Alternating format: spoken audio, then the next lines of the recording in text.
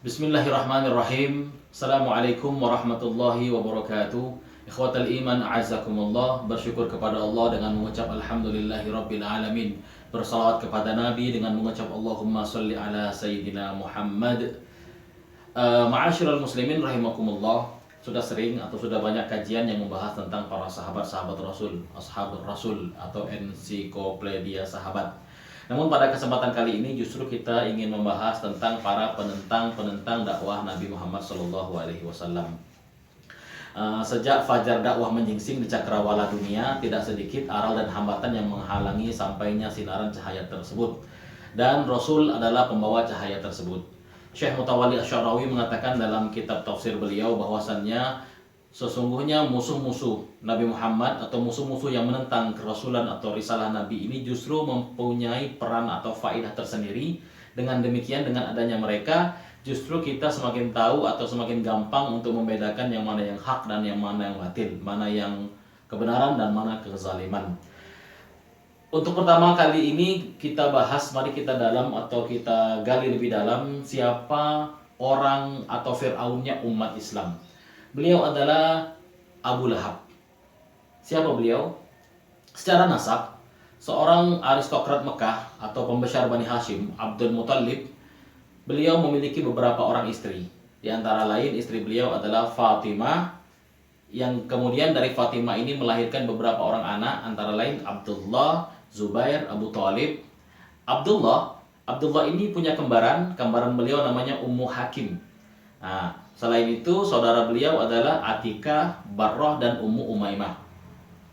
Kemudian istri lain dari Abdul Muthalib ini adalah seorang yang bernama Natilah. Natilah memiliki beberapa orang anak. Anak beliau adalah Abbas dan Dirar. Kalau ikhwah sekalian sering mendengar hadis riwayat Ibnu Abbas, hadis yang diriwayatkan dari Abbas, itu adalah Abbas ini. Abbas anaknya Abdul Muthalib. Kemudian istri lain dari Abdul Muthalib adalah Halah. Halah ini melahirkan beberapa orang anak, antara lain adalah Hamzah, Muqawwam atau Hamzah, Muqawwim, dan Hajal, kemudian Sofiyah. Hamzah ini yang kemudian hari menjadi salah satu panglima perang dalam Islam. Panglima perang Uhud, panglima perang Badar, itu adalah Hamzah. Hamzah ini. Jadi Hamzah ini adalah anak Abdul Muthalib. Hamzah bin Abdul Muthalib. Dari istri lain yang bernama Sofiyah, lahir dua orang putra yang bernama Haris dan Ustam. Dan istri yang lain yang bernama Lubna. Dari Lubna ini lahirlah seorang anak sematawayang, nama beliau adalah Abdul Uzza, yang kemudian hari lebih kita kenal dengan Abu Lahab. Mengapa lebih dikenal dengan Abu Lahab? Karena Abdul Uzza ini orangnya sangat emosional dan beliau cepat naik darah, cepat marah. Jadi kalau marah wajah beliau itu kemerah-merahan seperti nyala-nyalanya api. Nah, karena itu beliau diberi nama Abu Lahab atau diberi kunyah gelar Abu Lahab. Kalau dari sini kita lihat berarti Abdullah, Hamzah, Abbas, Abu Thalib, dan Abu Lahab adalah saudara kandung seayah beda ibu. Ikhwatal iman a'azakumullah, ma'asyiral muslimin rahimakumullah. Di kemudian hari Abdullah ini berjalan melakukan sebuah perjalanan dan bertemu dengan wanita cantik yang bernama Aminah. Wanita ini dari Yathrib atau dari Madinah. Kemudian Aminah menikah dengan Abdullah, yang kemudian dari rahim Aminah inilah lahir seorang anak manusia paling mulia yang pernah Allah tampilkan di muka bumi. Beliau adalah Muhammad sallallahu alaihi wasallam. Pada saat Muhammad sallallahu alaihi wasallam ini dilahirkan, ada seorang budak yang bernama Thuwaibah. Thuwaibah ini budaknya Abu Lahab. Berlari menemui Abu Lahab. "Oh ya Abdul Uzza, wahai Abu Lahab, sesungguhnya ada berita gembira, engkau sekarang memiliki ponakan.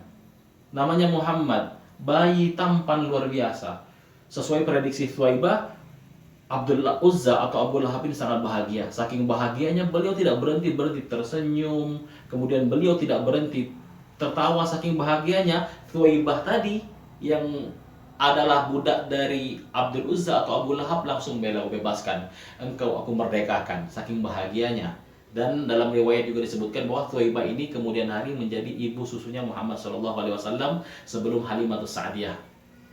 Ikhwatal iman azakumullah.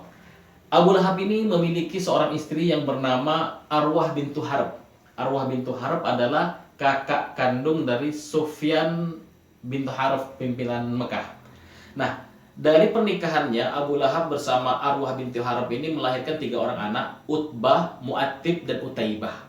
Yang kemudian hari Utbah dinikahkan dengan Ruqayyah anak Rasulullah, yang Utaibah dinikahkan dengan Ummi Kalthum. Berarti Rasulullah Shallallahu Alaihi Wasallam dengan Abu Lahab ini adalah besan, keponakan sekaligus besan.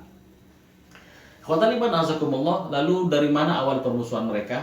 Awal permusuhan mereka adalah Abu Lahab ini orang yang sudah menganggap birokrasi di Mekah saat itu sudah mapan dan beliau tidak ingin pengaruhnya digantikan oleh orang lain. Beliau sangat egois dalam hal itu. Lalu Allah menurunkan sebuah ayat, wa anzir ashiratakal akrabin. Berilah peringatan kepada keluarga-keluargamu yang terdekat. Ini bukti atau perintah sekaligus untuk menyebarkan agama Islam dengan cara terang-terangan. Lalu Nabi Muhammad SAW mengumpulkan kerabat-kerabat beliau dari Bani Hashim dan Bani Al-Muttalib. Ketika Bani Hashim dan Bani Al-Muttalib berkumpul, kurang lebih dalam kitab Ar-Rahiq Al-Makhtum disebutkan, mereka berkumpul sekitar 45 orang sebelum Nabi Muhammad berbicara, tapi Abu Lahab sudah motong duluan. Abu Lahab berkata, wahai Muhammad, mereka yang hadir di sini adalah paman-pamanmu dan sepupu-sepupumu. Bicaralah layaknya orang dewasa, jangan kekanak-kanaan. Ketahuilah bahwa kaummu tidak memiliki cukup kekuatan untuk melawan seluruh bangsa Arab. Akulah orang yang berhak membimbingmu. Kalimat ini membuat Nabi Muhammad SAW tidak mengatakan satu kata pun. Namun di sisi lain, Abu Thalib, paman beliau, satu ayah dan satu ibu dari ayah beliau, Abdullah, mendukung Nabi Muhammad SAW. Pada kesempatan lain, ketika Nabi Muhammad merasa mantap dengan dukungan Abu Thalib, lalu beliau berjalan ke sebuah bukit namanya Bukit Sofah, lalu beliau berteriak, Ya Sobaha, Ya Sobaha. Ucapan Ya Sobaha ini adalah ucapan yang diucapkan ketika ada hal-hal besar atau hal-hal penting yang akan disampaikan, atau ada pasukan yang akan menyerang, maka mereka mengucapkan kalimat Ya Sobaha. Kemudian Nabi Muhammad naik ke atas Bukit Sofah lalu berkata, Ya Sobaha, Ya Sobaha, Ya Sobaha. Ketika orang-orang sudah mulai melihat apa yang terjadi, Nabi Muhammad langsung menyeru, wahai Bani Fihir, wahai Bani Abdul Manaf, wahai Bani Abdul Muttalib, wahai Bani Hashim, wahai Bani Fihir, wahai Bani Fulan, wahai Bani Fulan, wahai Bani Fulan. Mendengar kabilah mereka disebut, masyarakat Mekah menoleh, siapa yang berteriak? Kemudian yang lain menjawab, itu Muhammad. Kalau begitu mari kita hampiri. Semua menghampiri Nabi Muhammad. Lalu Muhammad berkata, wahai masyarakat Mekah, wahai kaum Quraisy, jika aku sampaikan kepada kalian bahwa ada kuda atau ada pasukan berkuda di balik gunung itu akan menyerang kita, apa kalian percaya? Mereka menjawab, ya kami percaya. Kami tidak pernah mendapatimu berbohong, wahai Muhammad. Kami percaya apapun yang kau katakan. Baiklah, kalau begitu dengarkan. Ana Rasulullah, aku adalah Rasul utusan Allah, dan selamatkanlah diri kalian dari api neraka. Ya Sofia, wahai Sofia, selamatkanlah diri kalian dari api neraka. Ya Fatimah bintu Muhammad, selamatkanlah dirimu dari api neraka. Lalu Nabi Muhammad SAW menyerukan kalimat-kalimat seperti ini. Sampai beliau selesai mengatakan, tiba-tiba ada orang yang menimpa lalu berkata, Alihada jama'atana tabban laka ya Muhammad. Ternyata itu adalah Abu Lahab. Beliau berkata, untuk omong kosong ini, untuk bualan-bualan yang gak ada faedahnya ini engkau kumpulkan kami, wahai Muhammad. Tabban laka, celakalah engkau Muhammad. Ucapan ini keluar dari paman kandung beliau. Tentu saja ini membuat hati beliau sedih. Beliau gusar. Lalu Allah turunkan ayat, A'udzubillahi minasyaitonirrajim, tabbat yada abi lahabi wa tabba. Yang akan celaka adalah tangannya Abu Lahab, dan benar dia akan celaka. Mendengar ayat ini, bukannya Abu Lahab bertaubat, malah beliau semakin jengkel dan beliau menganggap bahwa sebenarnya ini adalah proklamasi dari Muhammad tentang permusuhan antara kedua belah pihak. Karena itu, Abu Lahab memanggil kedua orang anaknya, kedua orang putranya, lalu berkata, kau tahukah kalian berdua bahwa Muhammad sudah mencelaku, Muhammad telah mengejekku di depan umum. Kalau begitu, aku tidak mau lagi ada hubungan kerabat dengan Muhammad. Utbah dan Utaibah menceraikan istri mereka. Utbah dan Utaibah menceraikan Ruqayyah dan Ummi Kalthum. Dalam riwayat disebutkan, Utbah dan Utaibah ini menceraikan Ruqayyah dan Ummi Kalthum sebelum mereka berhubungan badan. Yang di kemudian hari, Ruqayyah dan Ummi Kalthum menikah dengan Utsman ibn Affan. Ikhwatal iman azakumullah, kedua istri atau kedua putri Rasulullah ini diceraikan. Tentu saja ini membuat hati Rasul semakin terpukul. Namun dakwah tetap harus dilanjutkan dan Khadijah selalu mendukung dakwah beliau. Ikhwatal iman a'azakumullah, bukan tidak sampai di situ saja. Dalam sebuah riwayat yang diriwayatkan oleh eh, Rabi'ah ibn Abbad dalam sebuah pasar, nama pasar tersebut adalah pasar di Majaz. Ketika Rasul berdakwah pada masyarakat di situ, ya qaumi, wahai kaumku, qul la ilaha illallah, katakanlah la ilaha illallah maka kalian akan beruntung. Katakanlah la ilaha illallah maka kalian akan beruntung. Katakanlah la ilaha illallah maka kalian akan beruntung. Tiba-tiba ada yang selalu menimpali, dia ini murtad. Dia ini adalah murtad dari agama nenek moyang kita. Beliau selalu menjelek-jelekkan nenek moyang kita. Dia ni uhat gala, aku ni mamangnya. Ternyata yang menimpali tersebut adalah Abu Lahab. Itulah cara yang selalu dipakai oleh Abu Lahab untuk mendiskreditkan dan menghalangi dakwah Nabi Muhammad SAW. Ikhwah, ini sangat sulit.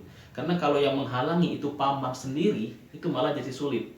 Oh, dia ni besar pada aku ni lah, aku ni lah yang mandikannya. Aku ni tahu ni yang siapa dia. Dia berdusta, dia murtad dari agama nenek moyang kita. Jangan didekati. Selalu seperti itu Abu Lahab menyebarkan kebencian terhadap dakwah yang dibawa oleh Nabi Muhammad SAW.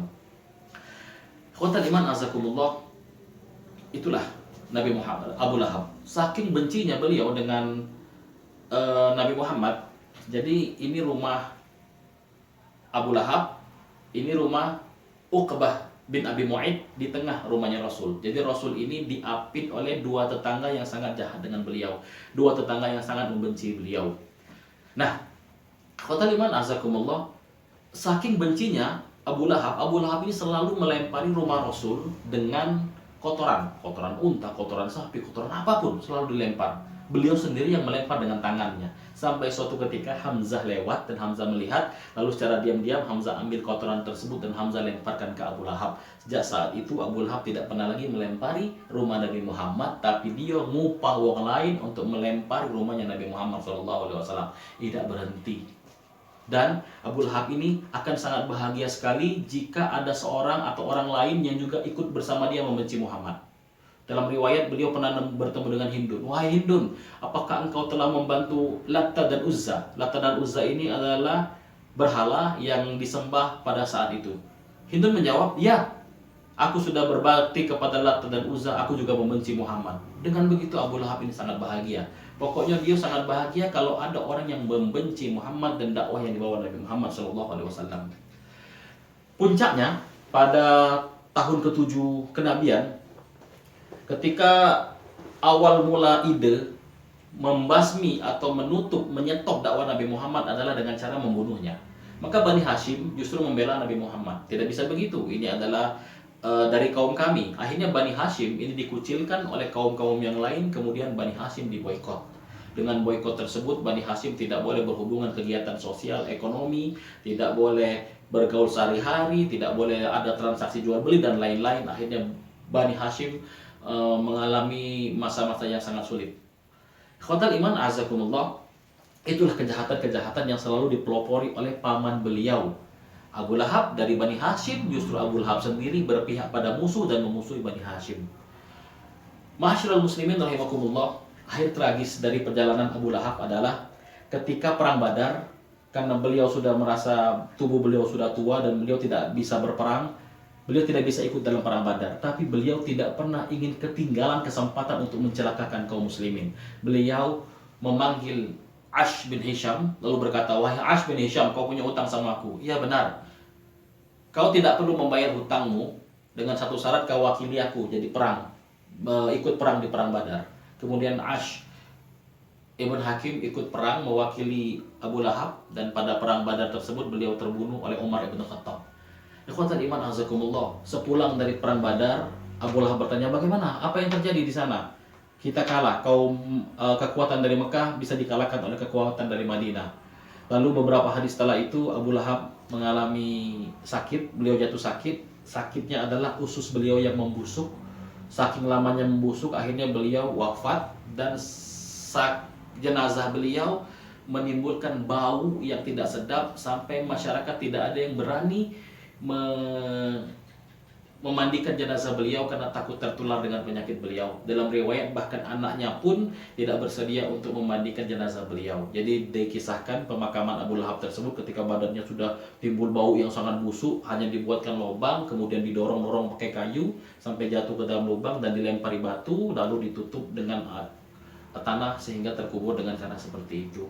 Ikhwatal iman, azakumullah, itulah kisah dari Abu Lahab. Barangkali itu yang bisa kami sampaikan. Wallahu muwaffiq ila aqwamit thoriq. Insyaallah kita lanjutkan di kesempatan yang akan datang. Assalamualaikum warahmatullahi wabarakatuh.